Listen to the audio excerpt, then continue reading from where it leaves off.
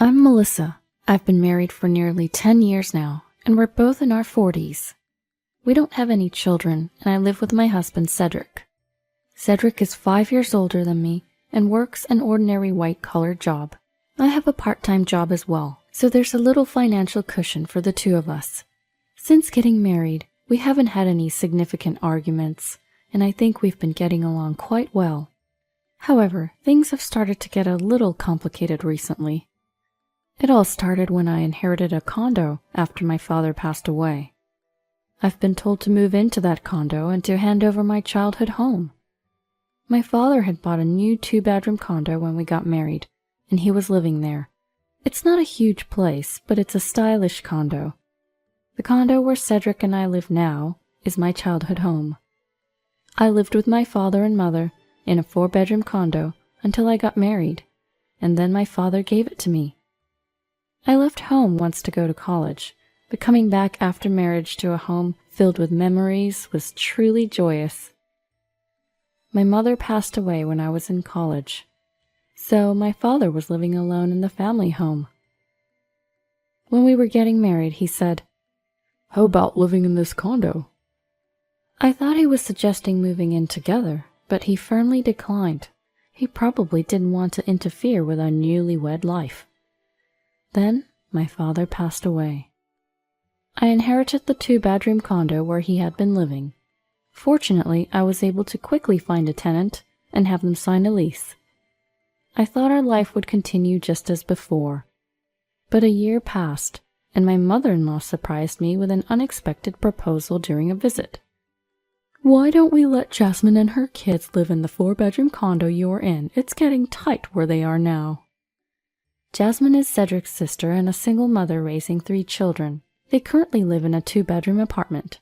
The kids were all in elementary school now, and I understood that their place might be tight for a family of 4. However, I had never had a good impression of Jasmine. Every time we met, she looked down on me for not having children. Cedric and I got married just before I turned 30.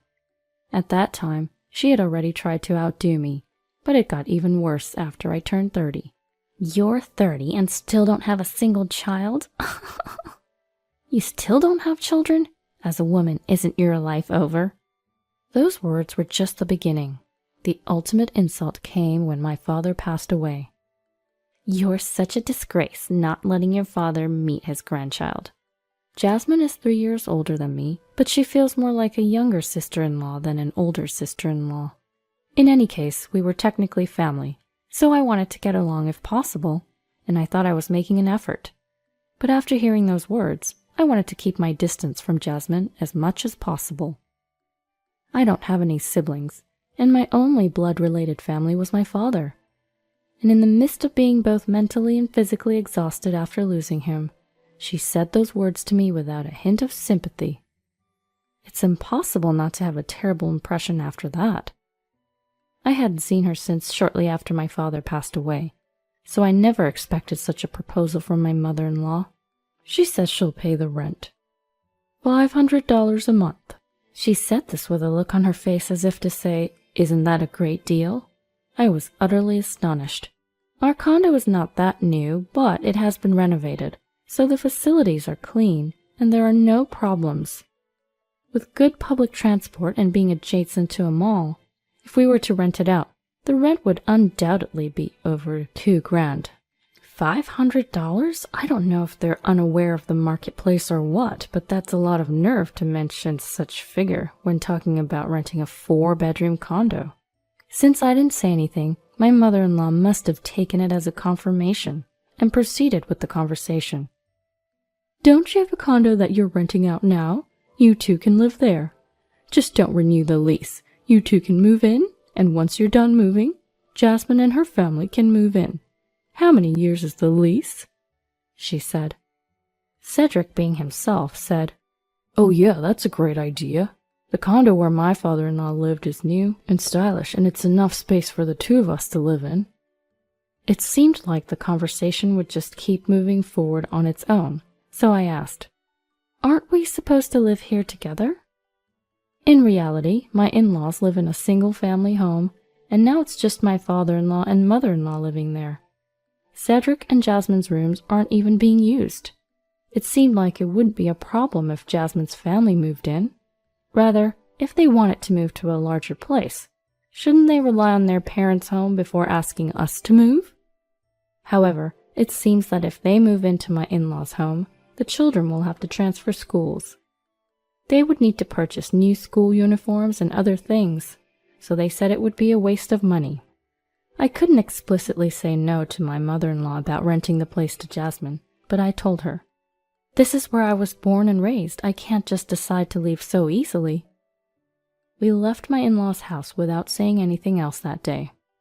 Considering that my mother-in-law said, "I'm not saying you have to do it right away," she probably hasn't given up at all. When I got back to the condo, I said to Cedric, "This is my family home, you know. How can you agree to leave so easily?" Cedric seemed surprised, like he hadn't even thought I was angry. "Wait, but your family home is a condo," he said.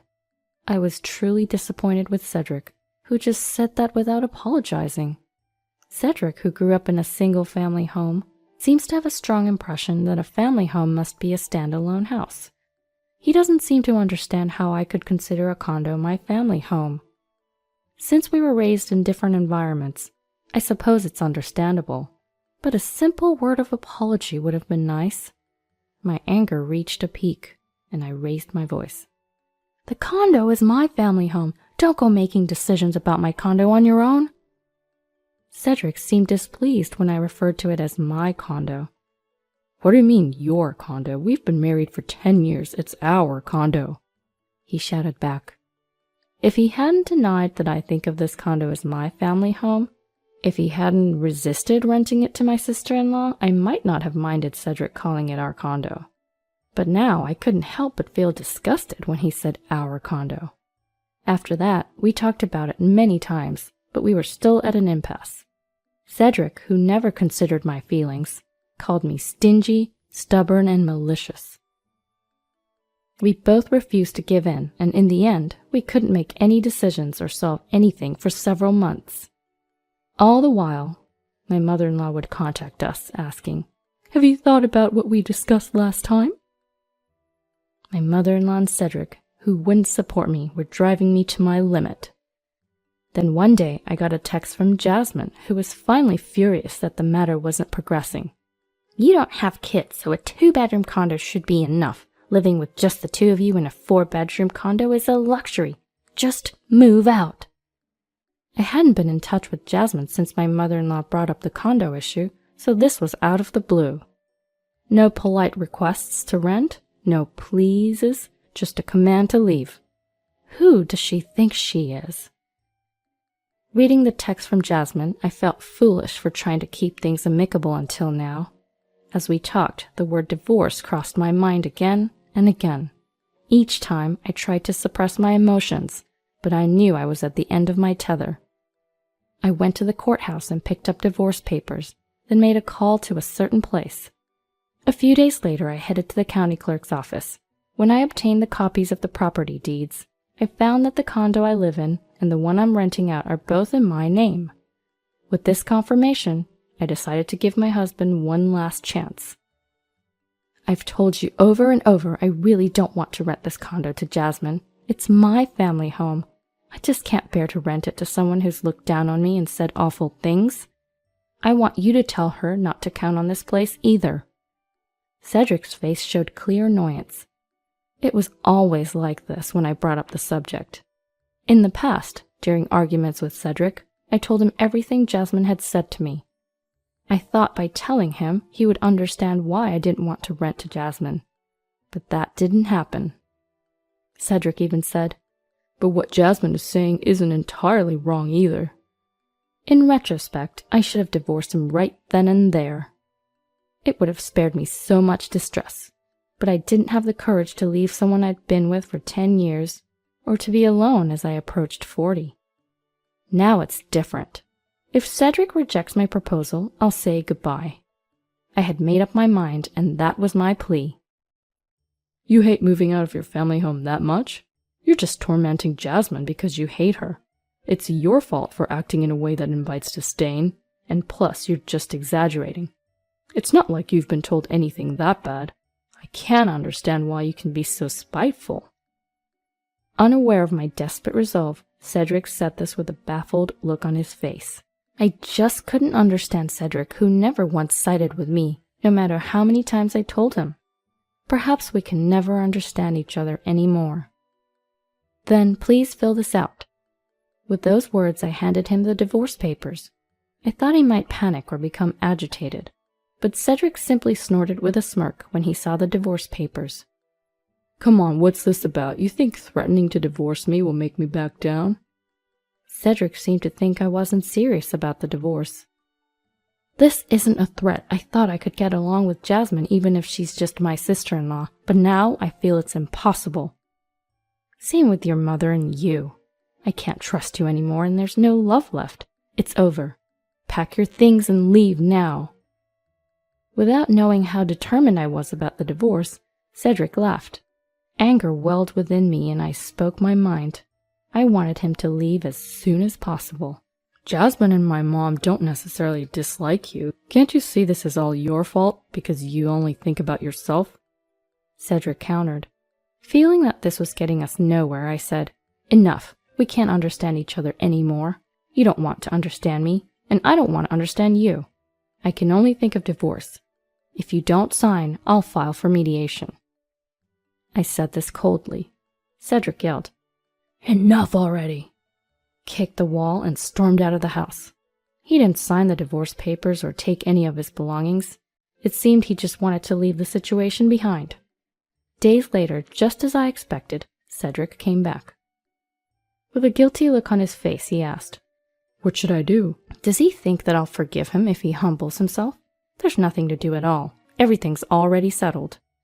If you agree to the divorce, sign the divorce papers. If not, I'll file for mediation. Also, I've decided to sell this condo." Yes, I had decided to sell my family home. The day I went to court to get the divorce papers, I contacted my father's friend, Mr. Allen. I had met Mr. Allen several times since I was young, and he was very close to my father. Mr. Allen, who came to my father's memorial service, gave me his business card saying, "If you need anything, just ask." His business card listed the name of his law firm. Mr. Allen was a lawyer there.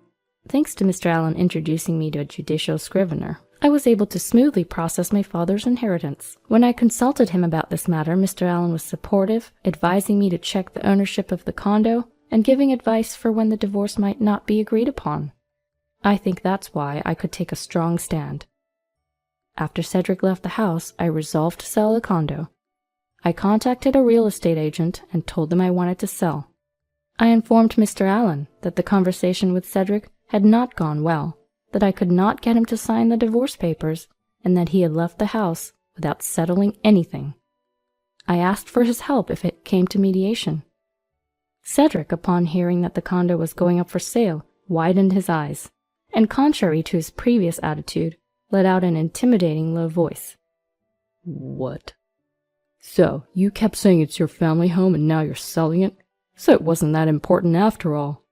Then you could have rented it to Jasmine, you stingy woman."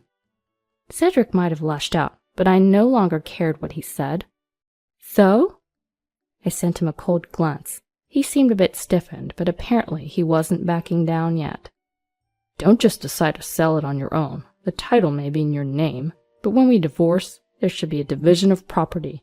This condo was our shared property where we lived, right?" Facing the defiant Cedric, I smugly said, "Too bad. This condo was put in my name by my father just before I got married. Anything I owned before marriage isn't subject to property division.